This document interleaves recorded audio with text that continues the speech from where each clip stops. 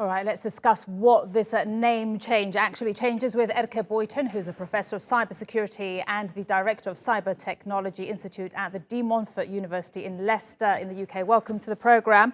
So what has actually changed here from Facebook to Meta? What's the real aim behind the name change?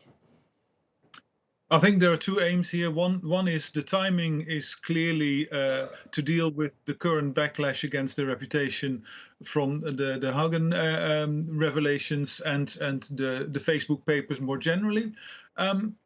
But there's also an element of wanting to take over more of the digital worlds, picking the time to say, okay, this metaverse is the big thing. It's going to be there. Well, I'm not entirely sure yet. They don't paint a convincing story. But if it does happen, they want to be there. They want to own the platform in that sense, and they want to own the platform to extend it from leisure and information to work as well, which is a significant development if they manage to pull it off. I want to talk a bit more about that meta universe, but just to address a point that was made in that package, they're changing the brand, but the brand crisis, it's still there, isn't it? Of course, it's still there. I mean, I talked to a couple of friends, all well informed, over dinner the other day, and they asked, "What does this mean?" And I said, do you know what alphabet is? And well-informed people they were, but they didn't know what it was. I mean, it will still be Facebook, and some people might occasionally call it Meta, but it will be Facebook. No, it's an optic thing, but not a significant thing in that sense. All right. So he's expanding a meta universe, which includes virtual reality. Of course, will this still have the issue of putting profits over safety, which has been what Francis Haugen leaked and claimed? Absolutely.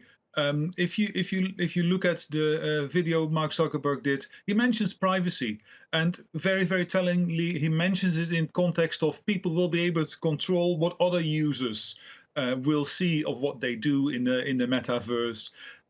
What's obviously missing there is that there is very little control, very little transparency of the main thing that people should be worried about Facebook and privacy, namely Facebook itself. What sort of surveillance does Facebook do of its users? Where does the data go? How does it get used to target them with advertising? But more importantly, I guess, with misinformation these days, and with political manipulation that's paid for by their external customers. So yeah, they go on the known track there. On top of that, legislation being introduced in the UK and other places in the world is asking Facebook to reduce online harm. That's going to be problematic for them to implement. Probably the best way for them to implement things is to fairly randomly block things the best way they can with AI technology. If that sort of thing happens in a more submersive environment, that's even more dystopian than the thing by itself.